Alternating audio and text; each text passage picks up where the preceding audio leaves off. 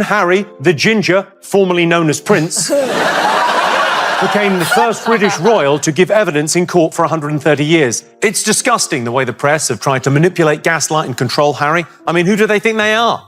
Meghan? Say, Miss Meghan Markle is on the American program Suits. Yes, Wednesdays, 8 p.m, USA Network. The only difference between that show and this is people watch this one. Meghan Markle has unfairly got a reputation for being a bit of a diva, but royal insiders say she's only ever made one demand. Don't leave her alone with Prince Andrew. She is a malignant narcissist who cannot get enough of herself while she simultaneously plays the victim. No, you're not a fucking victim. What are you talking about? If you had lunch with Meghan Markle, you'd be stunned at how dumb she was. Not because she's black, because I wouldn't think she was black if I looked at her, because she's an actress who was on the show Suits. Markle is somebody who obviously, at least for a period of time, was a close associate of Prince Andrew, and hence is in a position to perhaps have seen what he did, and perhaps, if not, to have seen what he did, to have heard people talk about it. The royal spotlight never really dims, it just shifts angles.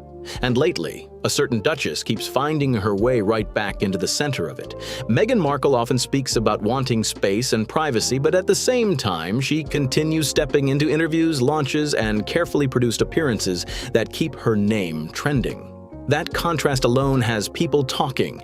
Some viewers feel like every time things quiet down, another headline pops up with her voice front and center again. Critics argue that her public image feels highly managed. They believe moments that don't reflect well seem to quietly disappear, while polished narratives take their place. From their perspective, it's less about authenticity and more about strategy. That doesn't automatically make it wrong. Image management is common in celebrity culture, but it does fuel skepticism. And when people already feel unsure, even small shifts in messaging can raise eyebrows. There's nothing negative about standing up for women or calling yourself a feminist. That part isn't the issue for most observers. What some commentators question is whether the label matches the actions. One well-known comedian, Jimmy Carr, recently took aim at that polished public persona during a set that quickly made the rounds online. In his trademark sharp style, he suggested Meghan's image doesn't line up with how she presents herself. His punchlines painted her as someone who promotes empowerment while allegedly controlling every frame of the narrative. Comedy exaggerates, that's what it does, but the audience reaction showed that those jokes landed hard, and Jimmy Carr didn't stop there. His routine didn't just poke fun, it dissected the entire royal rebel storyline surrounding both Meghan and Prince Harry. Again, it was comedy, not a documentary, but the themes he touched on echo what many critics have been saying for years. Authentically, organically want to share. I go back to the authenticity, right? It's what I love and it's what I want to share. I wanted to do what felt authentic, but also to be authentic. You're a cold-eyed woman. Harry and Meghan are leaving the palace to become financially independent. And you see, this is what happens when you bring the first black woman into the royal family. Yeah. She looked at Harry and she's like, "Nigga, you need to get a job. You need a job. You a grown-ass man. You can't still be living in your mama's house, Harry." And he'll say M and you'll say H and your friends say M and it just is a thing. It's a thing. And do you both love it? Yes, and I like nicknames a lot.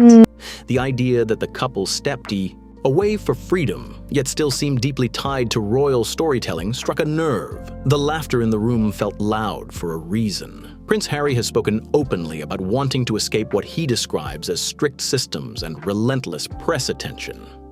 According to his own account, stepping away was about control, or rather, the lack of it. But here's where some skeptics raise questions. They argue that although he left one structured environment, he entered another highly branded world driven by streaming deals, documentaries, and curated content. In their view, the independence narrative feels complicated. Instead of palace briefings, there are now production schedules. Instead of royal events, there are media rollouts. Critics say the setting changed, Buckingham Palace traded for a Montecito estate, but the spotlight remains just as intense. Some even joke that the only difference now is better lighting and streaming contracts. That might be harsh, but it reflects a sentiment that refuses to fade. Another point people keep circling back to is this. If the royal chapter was so painful, why does it remain such a central theme in interviews and projects? Observers notice that royal life still anchors much of the couple's storytelling. For critics, that feels contradictory. If the goal was distance, they wonder why the narrative keeps returning to the same place. Supporters, of course, argue that telling your story is part of healing. And that's a fair counterpoint. At the heart of all this is a branding question. What could it be? A mystery for the ages. Negative about being a feminist. It's not the F word. Meghan Markle is, of course, a lifelong feminist, which she's demonstrated by marrying a prince and giving up her job. Friends have to read those things. Like, I have real best friends, the same ones since I was 17. Meghan Markle presents herself as authentic and transparent, often speaking about her truth. Supporters see that as courage. Detractors see it as selective storytelling. The truth likely sits somewhere in between, shaped by perspective, emotion, and media framing. But the tension between privacy claims and high-profile visibility continues to spark debate. As for Prince Harry, opinions remain just as divided. Some believe he found his voice and carved out independence. Others believe he simply shifted from one powerful structure to another, just with different executives involved. Either way, the royal exit didn't quiet the noise. If anything, it amplified it. And when comedians start building entire routines around your rebrand, you know the conversation has reached another level. Whether fair or exaggerated, the public scrutiny isn't fading anytime soon. The spotlight is still bright, and neither side seems ready to step out of it. There's a moment when public sympathy starts to wear thin, and some critics say Prince Harry may have crossed that line. Already settled it for myself, so flattery and criticism go down the same drain. A cold-hearted woman, Sonia. I'll fucking show you, dying. I'm leaving you. Is it a weekend at Bernie's situation? Sonia, what the fuck are you talking about? No, he's fine. He's signing the documents. You know, like, I'm a real mom. I choose to go and do school pickup and drop off, but I do that under a landscape that is created that forgets that I'm a real person. My kids will see those magazines, and we all know moms gossip. Over the years, he's spoken openly about pain, pressure, and the weight of royal expectations. Those are serious topics, and mental health conversations matter, but a growing number of commentators feel like the message sometimes sounds repetitive. They argue it can come across as if he's carrying a struggle no one else could possibly understand. And that perception, it's starting to frustrate people. The reality is, hardship isn't exclusive to royalty. Everyone faces challenges, different scales, different settings, but still real. That's the point some voices online keep making. They're not denying that Prince Harry went through difficult experiences. They're questioning whether constantly revisiting them in interviews, documentaries, and projects keeps reopening the same chapter instead of closing it. Fair or not, that's the conversation happening. Kelly Osbourne even weighed in publicly, sharing her own take on what she sees as an overexposed narrative. Her tone suggested that resilience sometimes means moving forward quietly rather than broadcasting every detail. Of course, that's her opinion, not a universal truth. But it added fuel to an already heated debate. And just when you think the commentary cooled down, Jimmy Carr stepped back in with another round of sharp humor, his jokes. Didn't tiptoe around the subject.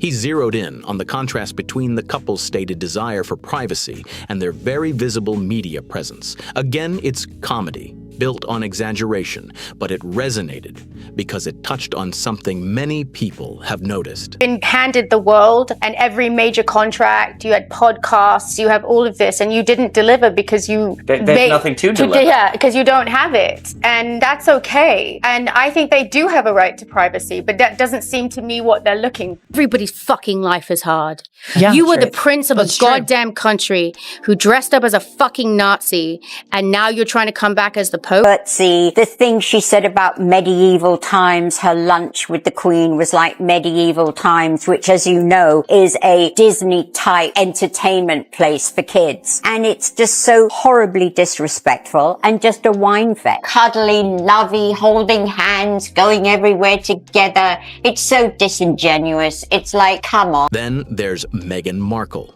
She has consistently said she values privacy and peace away from relentless media attention. Yet at the same time, she's appeared in high-profile streaming projects, podcasts, interviews, and red carpet moments. Supporters say she's simply telling her story on her own terms. Critics argue that constant visibility clashes with the privacy narrative. That contradiction is where most of the debate lives. To some observers, it feels like saying you want quiet while launching another major production. That doesn't automatically make it dishonest, but it does invite scrutiny. In today's digital age, stepping into the spotlight is a choice, especially when it involves polished content and global platforms. And once you choose visibility, commentary follows. That's just how celebrity culture works. Jimmy Carr pushed the exaggeration further, framing the entire situation as a long-running reality show rather than a royal escape. His delivery was dark and intentionally uncomfortable. Like, that's his comedic brand.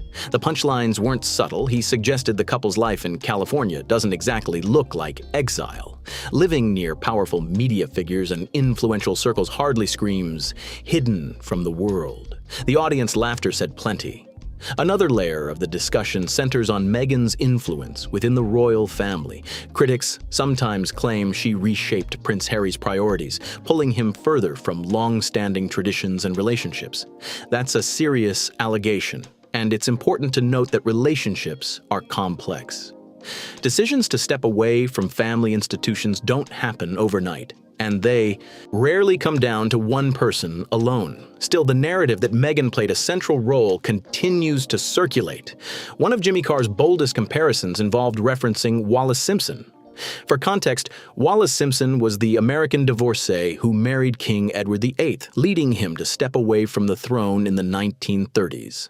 By drawing that parallel, Jimmy wasn't making a historical claim. He was making a comedic one. Well, you never stood a fucking chance, did you? Prince William or Prince Harry? Prince William or Prince Harry? Well, the royal family, right, if you can imagine, they're like our Kardashians. And Prince Harry is very much our Kanye.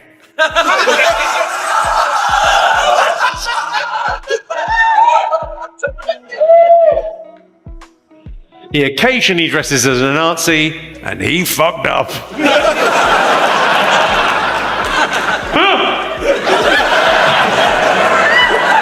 Harry's a fucking twat. I do. I think he's a fucking twat. He's a whining, whinging, complaining, woe is me, I'm the only one that's ever had mental problems. Meghan Markle was there, who's a huge celebrity. Yeah, you guys love suits.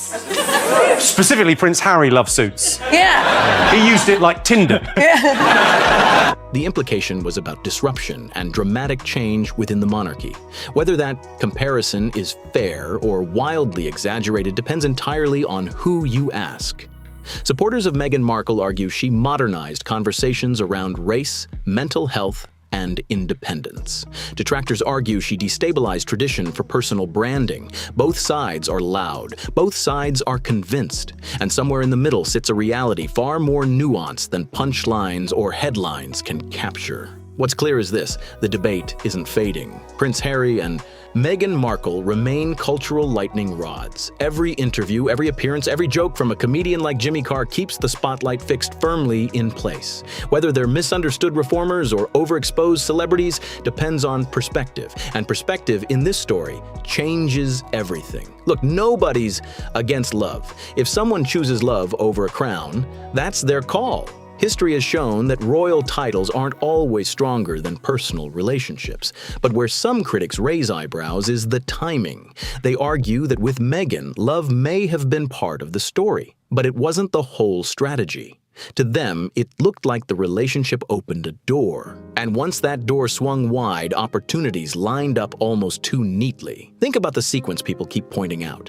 They step back from royal duties, boom! A major televised interview lands. Soon after, a Spotify deal. Then a Netflix contract reportedly worth millions. One, Announcement after another, each one bigger than the last. Supporters call it smart business. Detractors call it calculated timing. Either way, the rollout felt precise. Made an appeal for their privacy, and they said, we just want everybody to leave them alone. But we're going to do books and documentaries. Well, no, they said it on Oprah, and then weirdly nobody left them alone. So they thought, well, okay, we started a Spotify series. So Meghan did her Spotify series saying, leave me alone, will you stop looking at me? And people kept looking at her. So then they did a book. You pop. It's true, he did a book saying, leave me alone, stop giving me all this attention. And that didn't work either. So now they've got a Netflix documentary saying, leave us alone, stop giving us all this attention. It is likely, one assumes, to be an absolute goldmine for Netflix. They're going to make a fortune, because if you remember Howard Stern, the shock jock in the States, there's a famous scene in his movie and in his book Private Parts where they do the original research into him on WNBC, and they say what the research shows is that half of his listeners hate him, and management said all the more reason to get him off, and they said no, they're the ones who listen most. And that's what'll happen with this. People who loathe Harry and Meghan. Fireworks. What? Let's take a look. Yeah. Oh, they want so much privacy. Leave us alone. Down with the motorhead. We deserve our privacy. Are they really like this? California, we're just a regular couple living close to Oprah and far from the paparazzi. Woo. But not. And it's not just one comedian making jokes about it. Online commentators, podcast hosts, and critics across the spectrum have said the same thing. The royal chapter didn't disappear. It evolved into content. Instead of palace briefings, it became streaming specials. Instead of formal engagements, it became personal storytelling under studio lights. To some observers, it didn't look like walking away. It looked like rebranding. Now, there's a big difference between speculation and proof. No one outside their inner circle knows the full truth of how decisions were made. But perception matters in the public arena. And for many viewers, the transition from royalty to entertainment powerhouse happened at lightning speed. That speed is what keeps the debate alive. Another sensitive topic that sparked online chatter involved financial questions. Critics argued that public funds were previously used for security and official roles, and when the exit happened, they expected more transparency. Others countered that the couple followed the proper processes and repaid certain expenses. The details can get complicated quickly, but the frustration you see online often centers less on the numbers and more on what people interpret as attitude, whether fair or not. Jimmy Carr leaned into that narrative hard during his routine. Again, comedy exaggerates. That's its job. But when he suggested that Prince Harry has never really steered his own life, the crowd reacted loudly. It's a sharp take, and definitely one-sided, yet it echoes a theme that has followed Harry for years. It's very interesting. Did you ever run into Meghan Markle or anything like that you ever heard of? Because you were in New York quite a lot. But then you were until 2013, and Meghan Markle, I think, entered the scene with Soho House in 2012. Yeah, so I went to Soho House a lot in London. It was a scene like Harry was always there.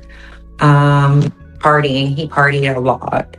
I saw so many people in the Soho, and it was dark. It was a lot of escorts were there, a lot of models were there.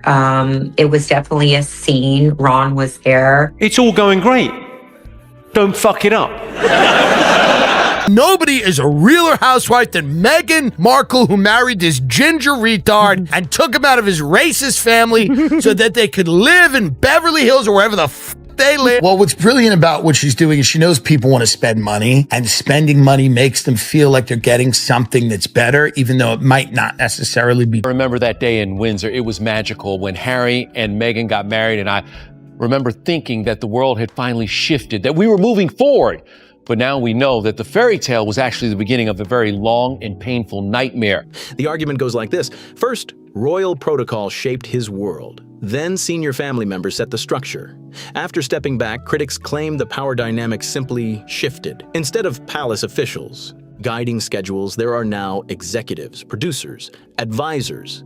Instead of royal courtiers, there's a modern media machine. The names changed. The structure stayed. Supporters strongly disagree with that view. They argue Harry finally gained autonomy and made independent decisions for his family's well-being. That's an important perspective to acknowledge, but skeptics believe he's always operated within some kind of framework, never fully untethered from oversight. Some online voices even describe him as someone who prefers guidance, someone more comfortable with a team steering strategy. That doesn't automatically mean weakness. Many high-profile figures rely on advisors, but in the world of royal narratives, dependence becomes a storyline of its own. And then there's Meghan's role in all this. Critics often frame her as the dominant force behind the scenes.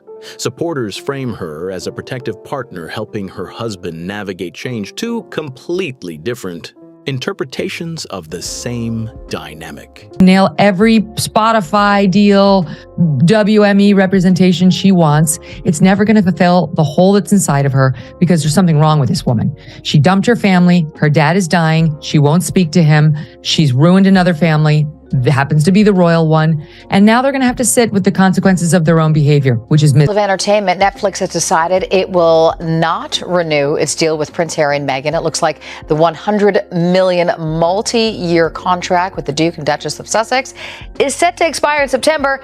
And that's where Netflix will leave it. With more on that. Prince Harry and Meghan Markle's media empire is expanding into podcasting. The Duke and Duchess of Sussex have joined forces with Spotify to produce and host podcasts, their first series coming next year. The couple have already signed a deal to produce films and TV shows for Netflix after stepping down from royal duties. I mean this sincerely, Prince Harry and Meghan, we don't give a fuck. America don't give a fuck about you. We don't care about the royal family. They got a Netflix show. We never cared about nothing that had to do with y'all. Keep your shows, keep your drama, keep all that nonsense. That's for you British people to fake care about. We do not give a fuck.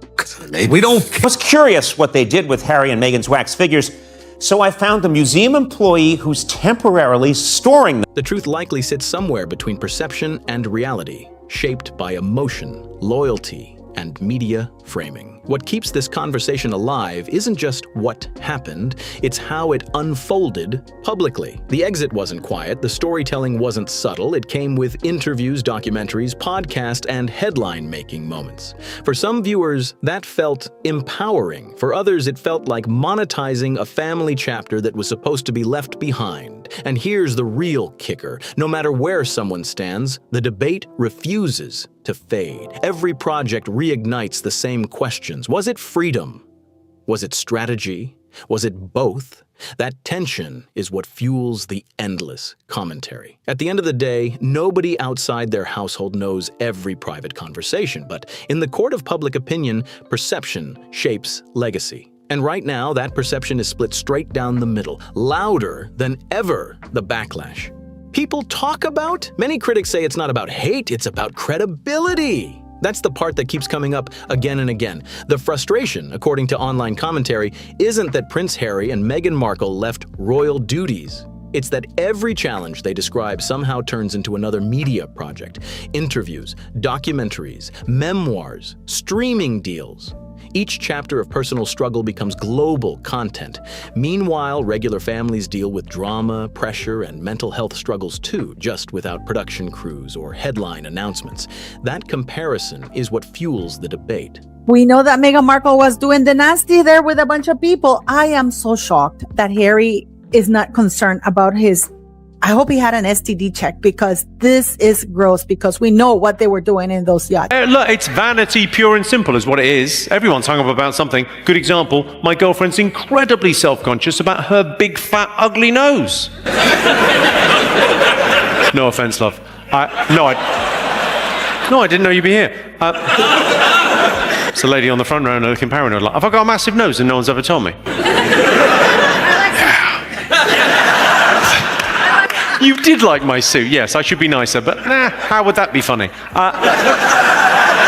I'm Meghan Sussex, and I'm a good person. And I'm meeting another good person today, the wonderful Ariana Grande. Oh my God, Meghan, you're such a good person. Yes, that's why I'm going to talk to you like you're an idiot. She has connections. She has people whose necks she can step on to get to the next level. She does not have... Some viewers feel the couple presents hardship as uniquely overwhelming, while millions of others navigate similar emotions quietly. That doesn't mean their experiences aren't real. It just means the scale and presentation feel different. Critics often say Prince Harry speaks about suffering in a way that sounds singular, as if no one else could. Possibly understand it. Supporters argue he's using his platform to open conversations. Detractors argue it sometimes feels repetitive. Both perspectives exist at the same time, and that tension keeps the conversation loud.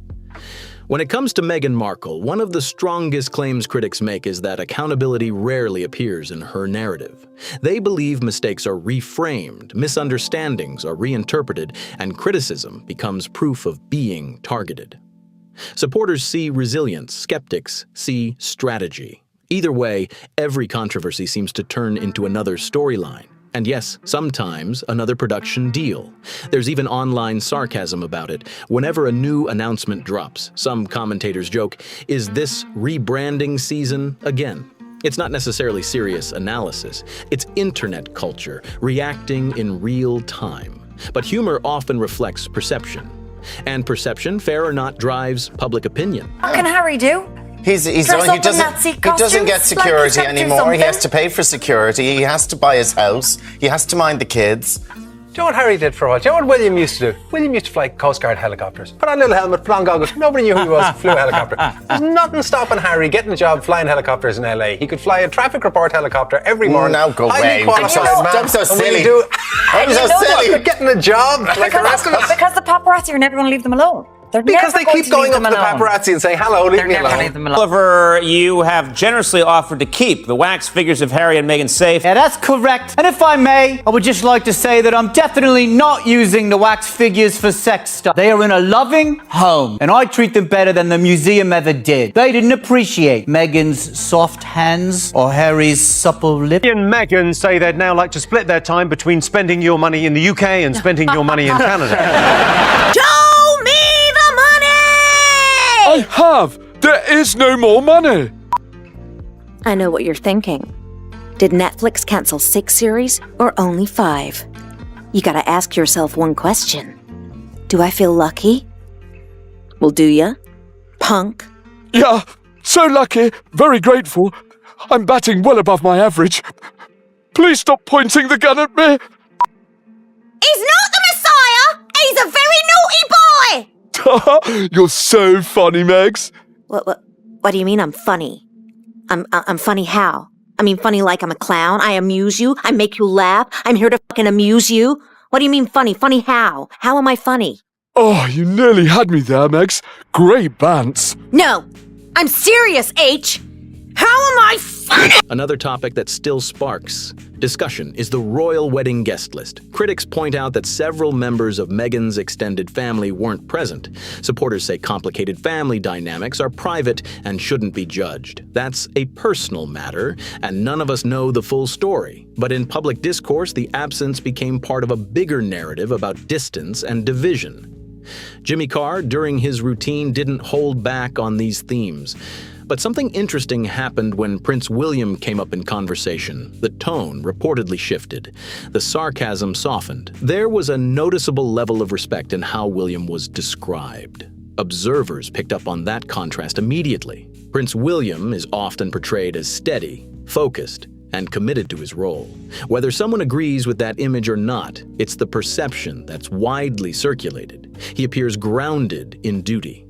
And in public commentary, that consistency earns acknowledgement. Now here's where the debate circles back to Harry and Meghan. If privacy was truly the goal, critics ask why so many public-facing projects followed the move abroad. A streaming series, a podcast, high-profile interviews, public appearances. Again, supporters say it's about controlling their narrative. Skeptics say it feels like expanding it. At this point, many online voices argue the couple isn't avoiding the spotlight. Explain that you bow to your grandmother and that you will need to curtsy, especially to an American. Like, that's weird. And I'm thinking, maybe just tell her that your grandmother is the fucking queen. Ridiculous after that. They want it both ways. You know, you can't be, these people were so mean to us, poor us, and we don't want all this attention, and then let me write a book about how much we don't want attention. You're just fragile. Just take a hint from the Queen, the recently departed. Never complain, never explain, and rarely be heard speaking of... Like, what's this girl, Meghan Markle? Seemed like a nice lady. Just complaining. I was like, didn't she hit the light skin lottery? hit the fucking light skin lottery and still going on complaining, acting all dumb like she don't know nothing.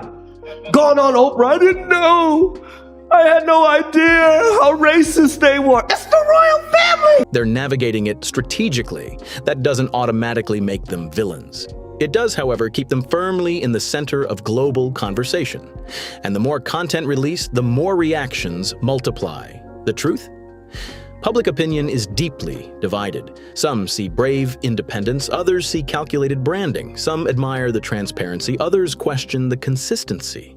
What's undeniable is that the story isn't fading anytime soon. Every move sparks headlines, every headline sparks debate, and every debate fuels the next project. So what do you think? Is this about reclaiming control or about mastering media? Drop your thoughts in the comments below. If you found this breakdown interesting, hit that like button so more people can join the conversation. Share this video with someone who's been following the royal drama closely. And don't forget to subscribe because this story is still unfolding and there's plenty more celebrity chaos to unpack. And before you go, check out the next video popping up on your screen right now. It dives even deeper into the latest celebrity drama you don't want to miss. Trust me, it only gets wilder from here. See you in the next one.